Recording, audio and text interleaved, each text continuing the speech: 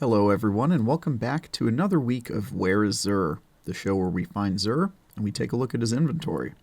Today, you can find Zur in the tower. He is hanging over here in a place with a bunch of ships called the Hangar. Let's go and check it out.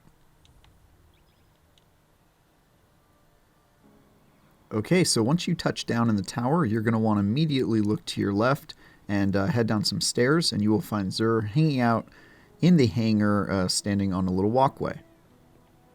And here we are. There's Zur. Let's go ahead and take a look. I am an agent of the night. Okay, so this week he's selling a pretty impressive grenade launcher called the Colony.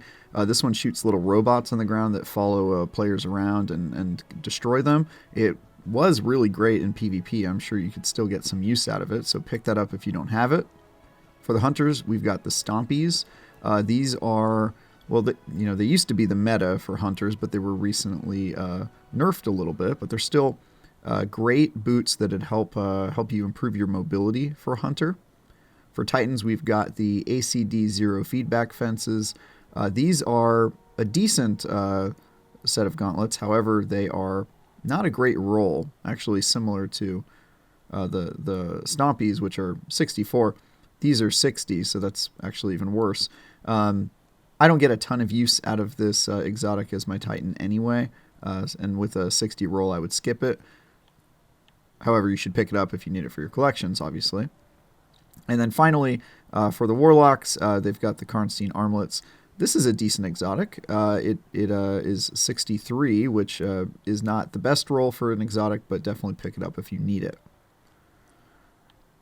That is exotic armor and weapons. Now let's move on to the meat, which is legendary weapons. So first we've got the Whispering Slab. This is a decent bow. I don't really like this roll at all. Sympathetic Arsenal is not my favorite perk. Hipfire Grip, while decent on bows, you could definitely do a lot better. For Friction Fire, the submachine gun, I actually really like this roll. Field Prep, for those of you that don't know, means that you increase your ammo reserves, and it also helps you play a little better when you're crouching. I kind of like that on submachine guns, and then combine that with Rampage. You could do a lot worse. It's also got a handling masterwork, which means you can quickly whip this weapon out and attack people with it, which is great. So, especially for PvP, this might be quite a good roll. Survivor's Epitaph. This is a decent roll. Surplus and Kill Clip are quite good. It also has that... extra origin trait here for increased reload speed when you're out of combat. I don't really see the purpose of having increased reload speed out of combat, so it's not the best origin trait, but it is kind of cool. And in general, Kill Clip and Surplus are pretty great for hand cannons, so definitely pick this up if you need a hand cannon. Toil and Trouble. I like snapshot sights a lot. Threat Detector not so much. Also, this shotgun, just in general, has never really spoken to me, so I personally wouldn't pick this one up, but it's decent. Empty Vessel. I actually really like this grenade launcher, and it's got some good perks. Blinding grenades are pretty meta for these single grenade launchers. Surplus is quite a good perk, I think, and Swashbuckler, undeniably, quite a good perk for grenade launchers. So, not bad. Combine that with the origin trait for Vanguard, and you've got yourself a pretty good weapon.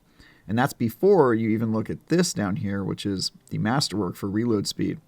In my opinion, the most important stat when it comes to grenade launchers, since you spend so much time reloading. So I quite like this roll, and if you're looking for a good special weapon grenade launcher, you could certainly do a lot worse. Bad Omens. This is a pretty great rocket launcher in general, but it also has tracking module, which means it follows targets, and cluster bomb, which means that when it hits those targets, it explodes into smaller bombs. This is a very good combination of perks just in general for rocket launchers, especially if you're not good at timing out the aim on rockets, or you're trying to use it in PvP where people move a lot. These are really kind of the perfect combo. So if you don't have a rocket launcher with these perks on it, definitely pick this one up. And then finally, Fool's Remedy. I like Quick Draw. Feeding Frenzy is okay. The sidearm, however, is not my favorite. And it also has a stability masterwork, which, just my personal opinion, I don't really see that much value out of stability on sidearms just because you're shooting it so frantically and quickly. Stability usually goes out the window anyway. So not my favorite weapon. This is probably going to be a shorter video this week because the bad news is Xur's armor this week is really bad. I'm not sure if it is a bug. A couple months back, we had a bug where Xur was serving up armor with really low stats that Bungie addressed and fixed. I'm not even really going to go over the Hunter or Warlock armor because it is so low stat that honestly I just can't recommend you buy it.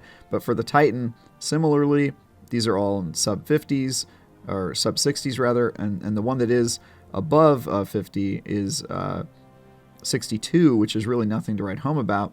This is really the only good roll we got this week, and not even really good, just decent. 30 recovery, 24 discipline for the Titan chest piece.